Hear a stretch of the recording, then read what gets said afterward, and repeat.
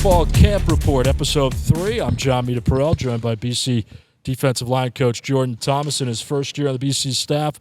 What's it been like thus far? Man, it's been absolutely awesome. You know, I walked into a program where you really feel how it's a gritty, hard-working program. Walked into a room with a lot of prideful vets that take a lot of pride in their work and really emphasize on the toughness and the grind that is BC football, man. You know, and growing up on the West Coast, you don't hear a lot about BC football besides Matt Ryan, B.J. Raji, Zach Allen, Harold Landry. But then you step into the place and, you know, you really see it's a blue-collar, tough-as-nails program. It's something that I really appreciated since being here since February. And how has camp gone thus far? Has it been a grind? Absolutely. It's been a grind, but the guys have been absolutely attacking each day, man. You know, they make it personal every single day that they're going to go out and get 1% better with every drill, with every sort of technique, any sort of team period, every situation. You know, these guys have really been seeing the work, embracing the work, and then attacking the work as every day goes around. Defensive line, you lose the ACC Defensive Player of the Year in Donovan Ezaraku, but you got a lot of good players coming back. How do you compensate for that absence? You know, I think you look at it as a way you kind of build schemes for everyone to go win. You know, you lose a guy that had 17 and a half as a second-round NFL pick and hopefully do some great things in the NFL this year, but that's not to say that we don't have guys behind him that can't play. You know, we've been doing a good job of mixing our schemes, some stuff that we did in Cleveland, some stuff that I did at San Diego State, where allowing these guys to use each of one of their superpowers to go and, you know, fill a different piece of 17 and a half. And at the end of the year, you know, you hope you have more. When you say superpower, that's an interesting word. Quintavious Hutchins, looks like he has some. What are they? You know, that's a guy that has elite bend, get off, football instincts, and, of course, tough as nails, man. Well, you're coming from the Cleveland Browns. You're an assistant D-line coach there. What did you learn about the NFL, that experience? It's a business, and learn quick or you're not going to be there for long. You know, every day is excellence demanded or you're going to be on the street. So it was really good over my 3 years that I was able to, you know, exponentially grow my football knowledge, man. Walking in with Joe Woods and then Jim Schwartz and then had 3 great D-line coaches I was able to learn from. And Stefanski's an awesome dude. And Andrew Barry, a guy that, you know, went to Harvard, awesome dude as well. You know, it's a great place, man. I was able to learn a lot there and learn from a lot of really great coaches while I was there in Cleveland. Myles Garrett, he's the linchpin of that defense, future Hall of Famer. What do you think of when I say Myles Garrett? Excellence. Everything that man does as far as his note-taking, the way he studies, the way he goes out to practice, you know, and it's you know, the way he does it, but we had guys over the 3 years that were the same type of guys. We had Jadeveon Clowney my first year. We had Zadarius Smith the last 2 years. We had Dalvin Thomas in the last 2 years. You know, Mo Hurst, a guy from Zavarian up here. You know, Shelby Harris, a guy that played 11 years in the NFL. Yep. You know, guys that whether they're just starting their NFL careers or at the back end of the NFL careers, you know, it's the way that they attack every single thing. It's excellence in the walkthroughs. It's excellence in the meeting room. It's excellence out in the practice field. It's excellence in their preparation. And those guys are coming in on a Wednesday practice, which is our Tuesday practice. And, hey, Coach, I saw this. What you think? You know what I mean? And it's the stuff that you want to get everyone to that level to because then you're gaining a day of preparation. You know, and I think that was what was really successful for us as a D-line there in Cleveland. Is there a D-lineman at BC that people aren't talking enough about? Is there someone who's emerging? You know, I think all these guys are working. We still have a lot of time in camp to, you know, guys continue to rise to the crop. It's been a good 2 weeks so far, and we got 2 more weeks to go and get right. So things are going to continue to rise. Finally, what'd you learn about the first scrimmage last Saturday? You know, I think we have a lot of headhunters on defense. I think, you know, when cats are playing fast and have their cleats in the ground, you got 11 dudes that are willing to go and play fast and play mean. That's what I learned from that first scrimmage. Sounds like a great formula. Welcome to Boston College, Jordan Thomas. Good luck. Hey, I appreciate you, my man. Appreciate you as well. That's Jordan Thomas, BC defensive line coach.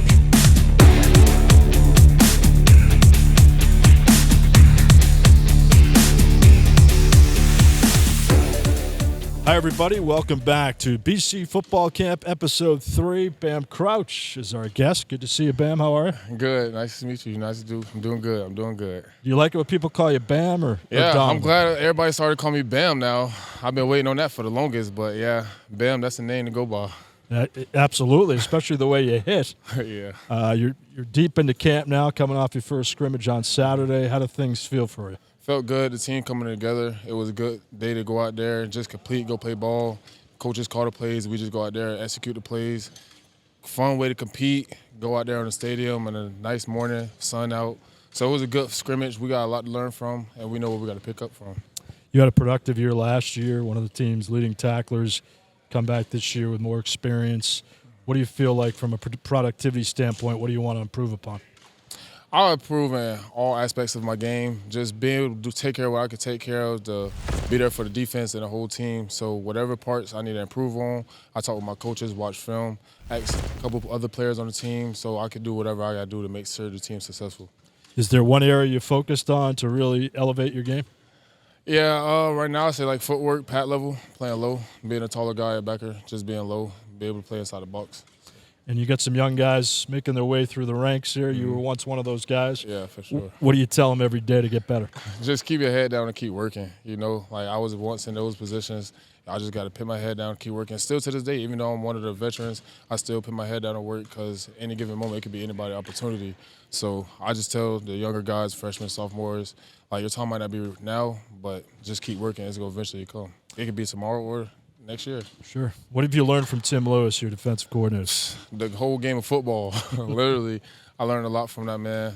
One of my favorite coaches. Like, me and him got a good relationship. I watched film with him a lot from when he was coaching the Steelers.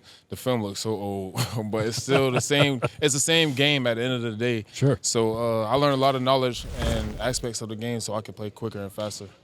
When you watch film now, and you mentioned this a couple of weeks ago, you're watching more film, what do you look for?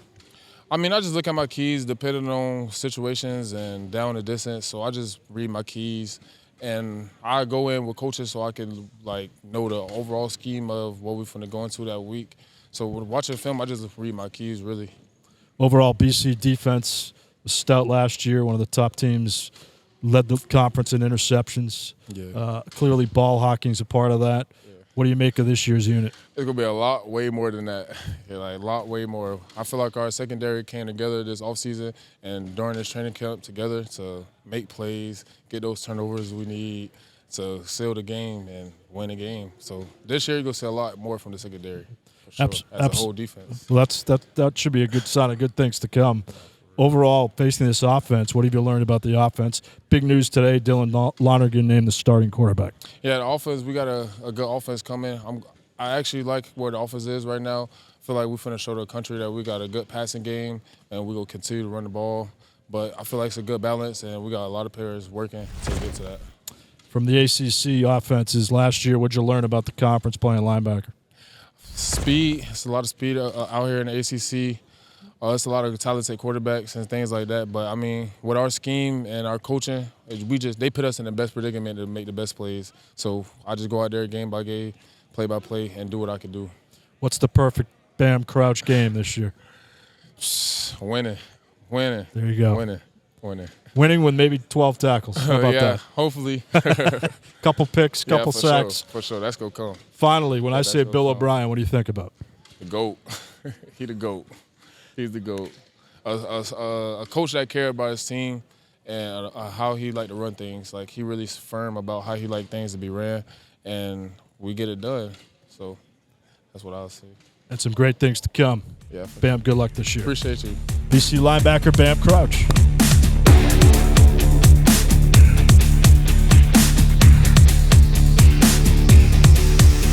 BC Football Camp, Episode 3 continues with a guy who needs no introduction, Lewis Bond, one of the best returning receivers in the ACC, 67 catches last year. How about that for an intro, huh? You always give me good intros. Absolutely. Well deserved. How's camp gone thus far? It's good. Guys competing, tough team. I like where we're at right now. It looks good. You feeling good about your development, about things here in the last month? Yeah, I think so. I'm learning the offense more. I'm knowing what to do. Again, same thing, like, coverages now. I'm more deep into my coverages, and I feel good where I'm at. Big news today at camp. Dylan Lonergan named the starting quarterback. What do you think about that?